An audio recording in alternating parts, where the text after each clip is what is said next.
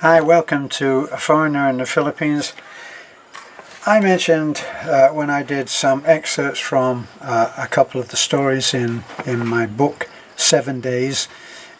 When I came out to the Philippines, I wrote these short stories, and they were inspired usually by real things that happened to me, and then I went and I did a story.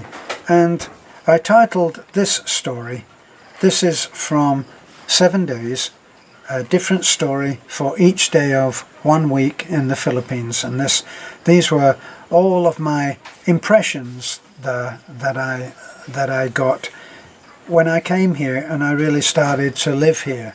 So this of course is a fresh look, and if you're thinking about coming to the Philippines, you might appreciate these as being fresh with still the magic there. So this is the story for Thursday, and it's called The Visit. And I made this as if it was my email to my friend Mary. I sometimes find it's good to write a story as if it's to one of your best friends, because your best friend will forgive anything, and they'll think everything that you're doing is wonderful, and that's a good mindset to have when you're writing, which is a terribly lonely, isolated job to do, I can tell you. So anyway, here it is, my email to Mary, The Visit. Dear Mary, I know you want to visit me while I am here in the Philippines, and of course you are more than welcome. I just hope you are coming to experience the same culture shock magic that I see. I think you will love it, though it's not for everyone, not the white beaches or fancy hotels, but living right in with the Filipino culture. It's rich with wonderful material for any writer.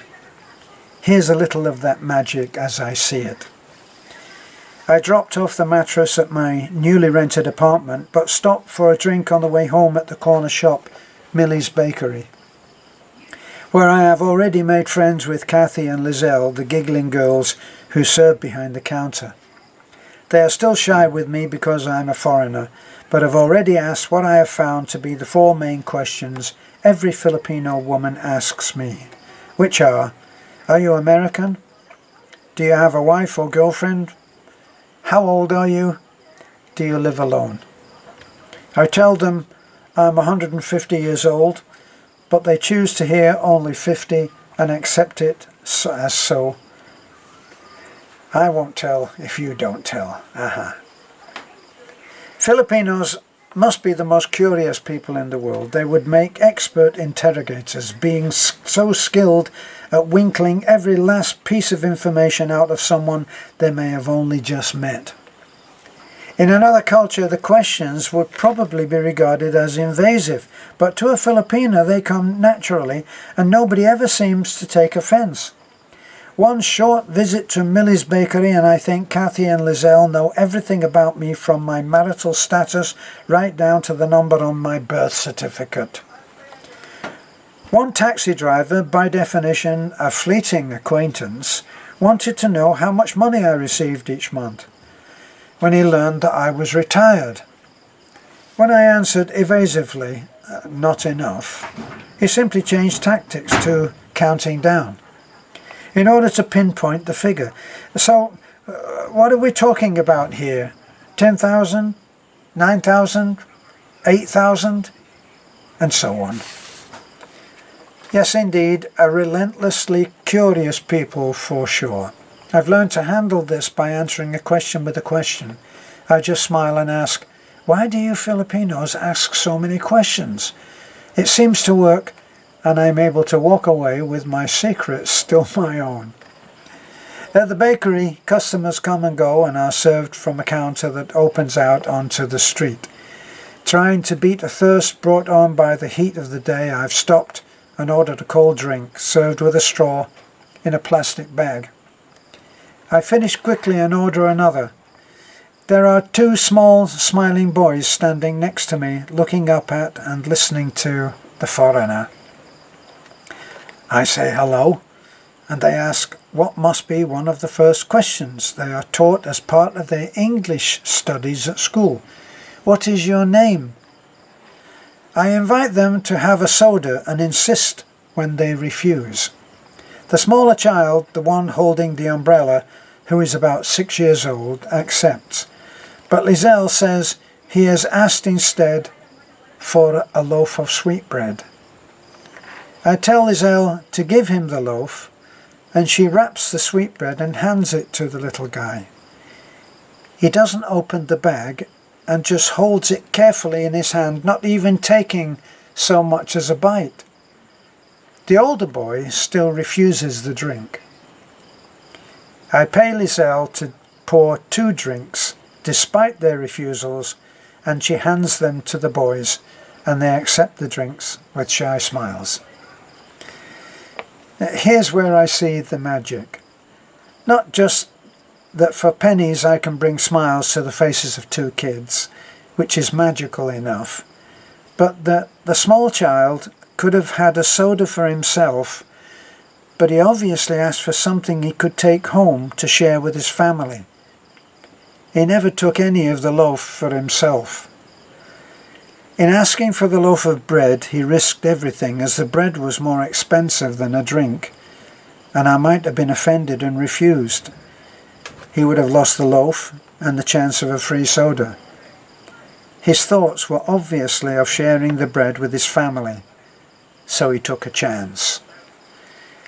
His friend, a barefoot year older boy, finally took the drink because he had it handed to him as a done deal.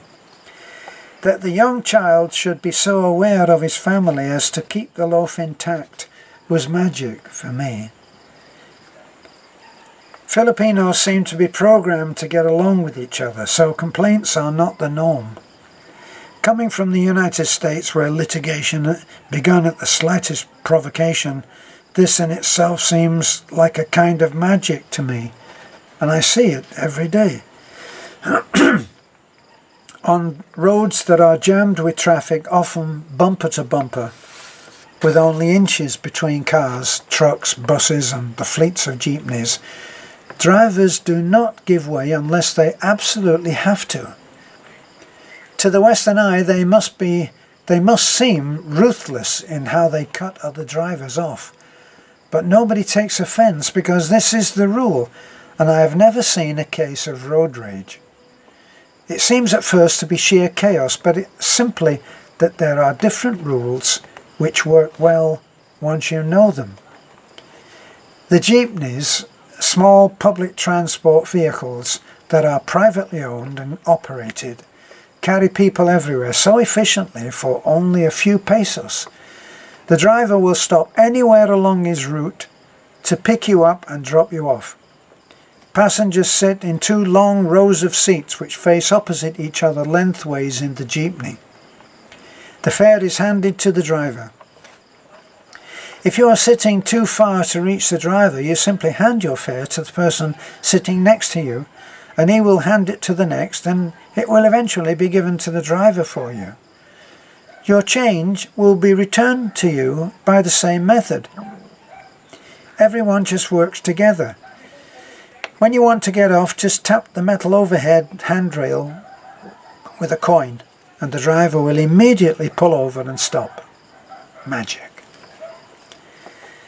Living in a subdivision in Mexico, San Fernando, I would drive through a rural part of the countryside to reach home. The tiny village of San Rafael straddles what passes for a road, a single narrow strip of concrete with ramshackle houses on either side. It's populated by the families of farm workers who make their living bent over double for hours at a time, tending the rice fields which surround the village. It's a hard life, close to the edge of poverty. Driving through the village almost daily, mine would be one of only a few cars passing through. As I slow to a crawl for the speed bumps on the narrow road, I would always be greeted by groups of children playing barefoot in the road. As I passed, they would part to let me through, and recognizing me and my truck would wave their choruses of hello. Once I was late home, and the setting sun was bringing the day to a close. As the children waved and said hello, from the center of the group, a beautiful little 8-year-old girl raised her hand with fingers spread open like a star. She gave me a brilliant, mile-wide smile, and in the evening glow sang out in perfect English, "Good morning!" I think you would agree that's worth as much as a walk on a white beach. But come and see for yourself, Mary. Thank you for listening. That's from my book, 7 Days, a different story for each day of a week in the Philippines. This is a foreigner in the Philippines. Bye for now.